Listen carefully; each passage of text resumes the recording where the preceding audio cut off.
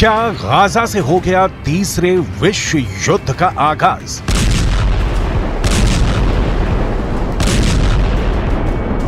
Gaza बनने वाला है तीसरे विश्व युद्ध का एपी सेंटर।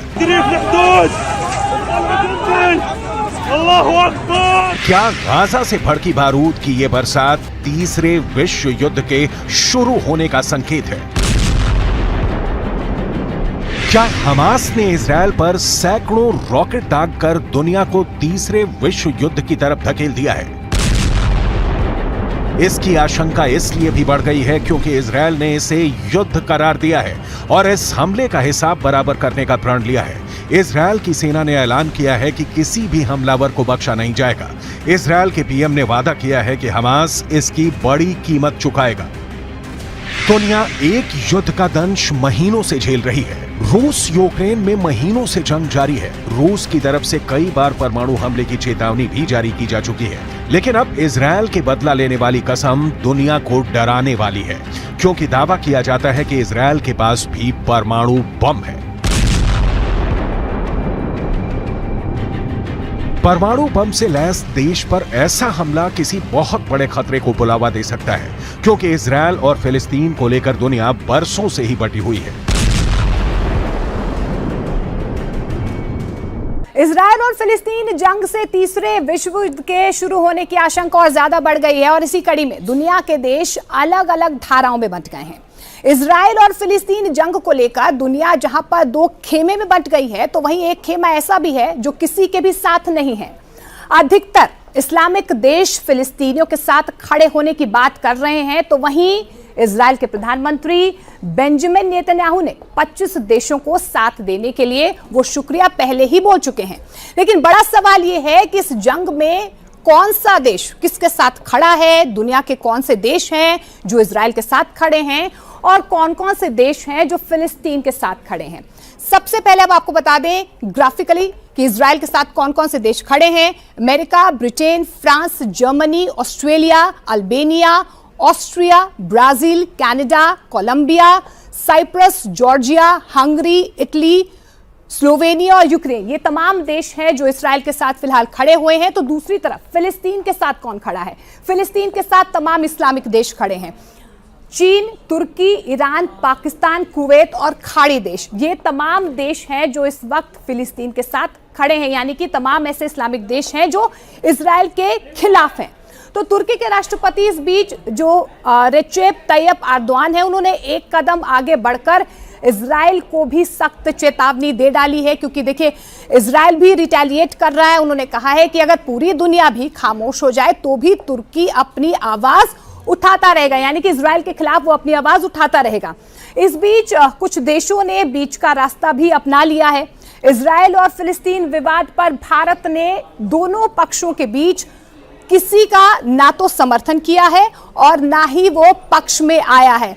तो भारत ने ना किसी का समर्थन किया है, ना ही भारत किसी के पक्ष में आया है। वहीं रूस की आपको बता दें क्या स्थिति है। फिलहाल रूस भी इजरायल और फिलिस्तीन विवाद पर बीच का ही रास्ता अपना रहा है, लेकिन ऐसी आशंका भी जताई जा रही है कि अगर दोनों देशों के बीच युद्ध शुरू हो गया तो रूस फिलिस्तीन के साथ आ सकता है। इजरायल पर हमास के आतंकी हमले के बाद प्रधानमंत्री नरेंद्र मोदी ने प्रतिक्रिया दी है। मोदी ने कहा कि इजरायल में आतंकवादी हमलों की खबर से गहरा सदमा लगा है। हमारी संवेदनाएं और प्रार्थनाएं निर्दोष पीड़ितों और उनके परिवारों के साथ है। हम इस कठिन समय में इजरायल के साथ एकजुटता से खड़े हैं। पिछले साल मई के बाद पहली बार गाजा पट्टी में इजरायल पर मिसाइलों की बौछार की गई है। इस हमले के बाद बरसों से सुलगते एक और फ्रंट पर जंग की शुरुआत हो गई है। अगर दुनिया के वॉर फ्रंटों की बात करें तो रूस और यूक्रेन के बीच पहले से ही जंग चल रही है। इजरायल और ईरान का युद्ध कभी भी छिड़ सकता है। ईरान अपने साथ कई और मुस्लिम मुल्कों को इजरायल के खिलाफ खड़ा कर सकता है। लीबिया में भी इजरायल के खिलाफ गुस्से को लेकर विरोध प्रदर्शन और बवाल हो रहा है। चीन और ताइवान के बीच आए दिन जंग की आहट सुनाई देती है। तीसरा war front Kim Jong Un ने दक्षिण कोरिया के खिलाफ खोल रखा है। अफ्रीका के देश नाइजर में फ्रांस के खिलाफ बगावत भड़की हुई है। भविष्य में पोलैंड और बेलारूस के युद्ध से भी इनकार नहीं किया जा सकता है। रूस और फिनलैंड के बीच भी बॉर्डर पर तनाव बरकरार है। आर्मीनिया और अजरबैजान के बीच गोलीबारी जारी है। चीन और ताइवान में भी तनातनी लगातार जारी है। नॉर्थ कोरिया साउथ कोरिया के बीच युद्ध के मोर्चे सज रहे हैं, क्योंकि नॉर्थ कोरिया के तानाशाह किम जोंग लगातार उकसाने वाली कार्रवाई करते हुए खतरनाक परमाणु मिसाइलों का परीक्षण कर रहे हैं। तीसरे विश्व युद्ध की एक वजह परमाणु हथियारों की होड़ भी बन सकती है, क्योंकि कई देश लगातार गुपचुप तरीके से परमाणु ताकत को बढ़ा रहे हैं। इसकी सीक्रेट रिपोर्ट भी आपको दिखाने वाले हैं, लेकिन उससे पहले इजरायल के परमाणु ताकत को जान लेना भी बहुत जरूरी है। इजरायल की सैन्य शक्ति दुनिया से छिपी नहीं। इजरायल हर ओर दुश्मनों से घिरा हुआ है, फिर भी किसी की हिम्मत नहीं है कि उससे सीधा पंगा ले सके। इसके पीछे इजरायल की ताकतवर सेना है, इजरायल के घातक हथियार हैं, इजरायल के परमाणु हथियार हैं, लेकिन इजरायल अरसे से अपने परमाणु हथियारों पर खुलकर बोलने से बचता आया है। लेकिन खुफिया रिपोर्ट बताती है कि इजरायल 1950 से गुप्त रूप से परमाणु हथियार बनाने में लगा था। दुनिया से छिप छिप कर परमाणु बम बनाने में लगा था। 29 साल बाद उसे तब कामयाबी मिली जब 22 सितंबर 1979 को रहस्यमयी परमाणु परीक्षण किया।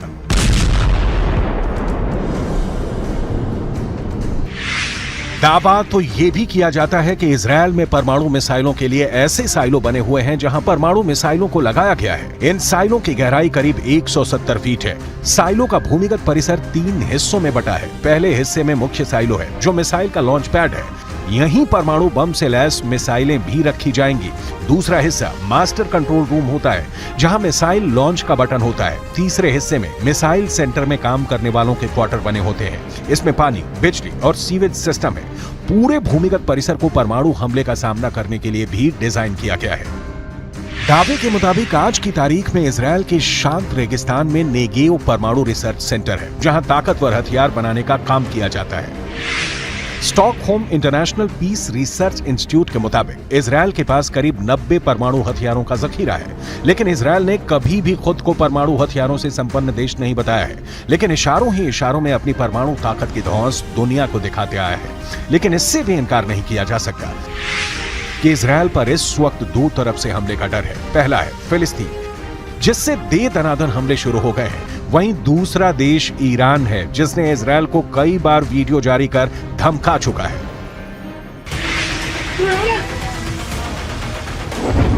Video number 1।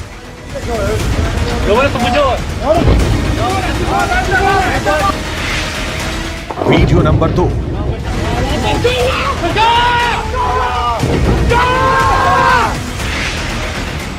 Video number 3।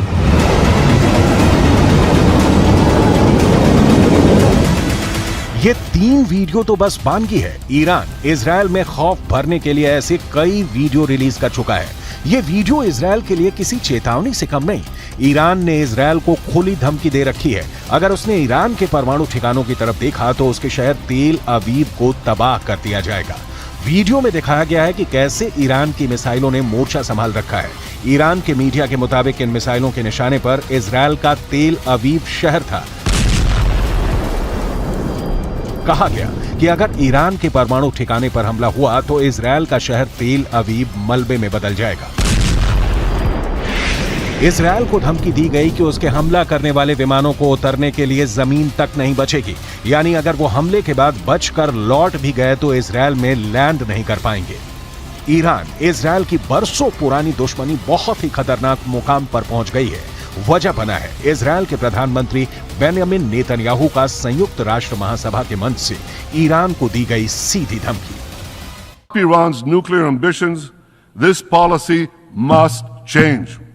Sanctions must be snapped back. And above all, Iran must face a credible nuclear threat.